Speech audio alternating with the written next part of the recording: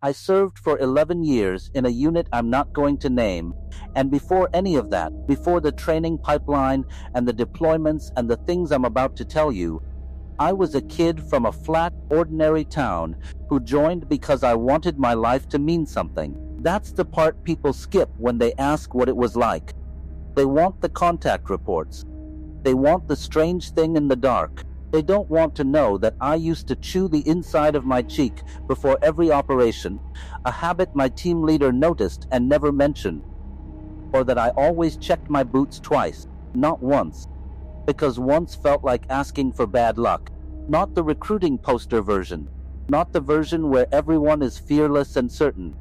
Not the calm narrator you're picturing right now. I was 24 the first time something happened that I couldn't file away with the rest of it.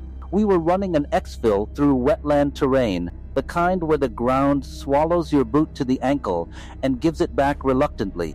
Humid air. Insects loud enough to mask footsteps, which should have made us nervous, and somehow didn't.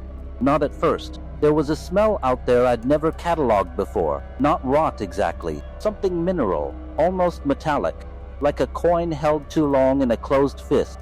It came and went depending on the wind, and our point man, a quiet guy named Reyes, who counted his steps under his breath when he was anxious, stopped mid-stride and just said, "You smell that." 3 words, then nothing. We kept moving.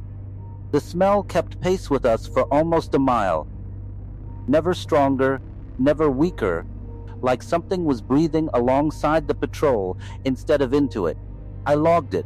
We finished the exfil. Nobody brought it up again until 8 years later, in a different country entirely, when I smelled it once more, and could not explain why my whole chest tightened before my brain caught up to the memory. That's the part I never told anyone. Not the smell itself, the fact that it came back. What I'm going to tell you isn't connected the way a story is connected. There's no document, no list somebody left behind for me to find. Just a handful of nights spread across years and continents that refused to file themselves away the way everything else did. The second one happened in a place I'll just call the Ridge, somewhere in a mountain range that doesn't appear on the maps we were issued. We were laying low near an old goat trail, waiting on a window, when the temperature dropped fast enough that I could see my own breath turn visible in under a minute. That kind of drop doesn't happen naturally at that elevation without a front moving in. And there was no front. The sky stayed clear the entire time. Our medic, a guy who'd done 4 tours and never once flinched at a body, went rigid beside me and whispered that the rocks were humming. Not vibrating, humming, low, almost below what a human ear should register. But I felt it in my back teeth before I heard it anywhere else.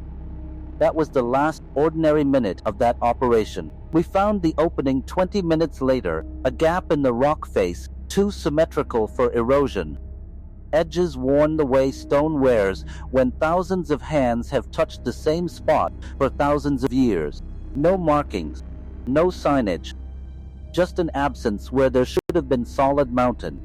The humming got stronger near the mouth of it, then stopped completely the second anyone stepped within arm's reach, like the rock had been listening and decided we weren't worth the performance any. I have tried to explain this to exactly one person outside my unit. I gave up halfway through. We didn't go in.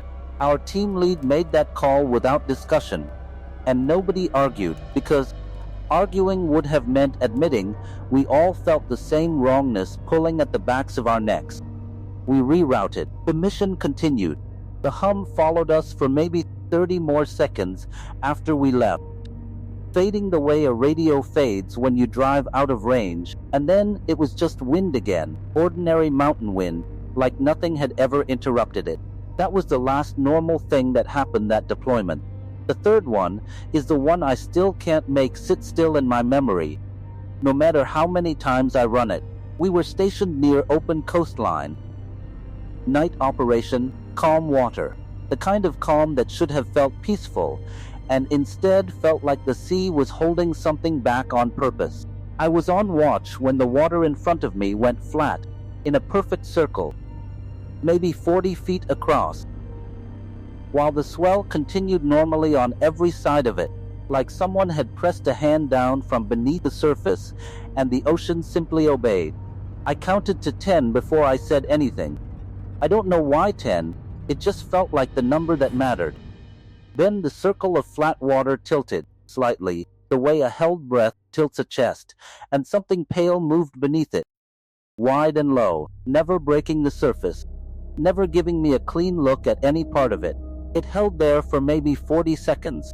Then it sank, no splash, no wake, the flat circle closing back into ordinary waves like a wound healing in fast motion. I keyed my radio once, just a click, no words, the signal we used when something needed eyes but didn't need a name yet. My teammate on the opposite rail looked over, saw nothing, and shrugged. By the time he turned back, the water had already gone calm and unremarkable, like it had never been anything else. I never told command. I told one teammate, years later, over a beer neither of us finished, and he just nodded like he'd been waiting for someone else to say it first. The part I have never told anyone comes next. 2 years after the coastline, on a different deployment entirely, I woke up at 4 in the morning to the exact same metallic smell from the wetland exfil, except this time I was nowhere near water, nowhere near jungle, sleeping on a cot in a dry staging area with concrete walls on every side. I sat up before I was fully awake, and for one disoriented second, I thought I was back in that swamp 8 years earlier.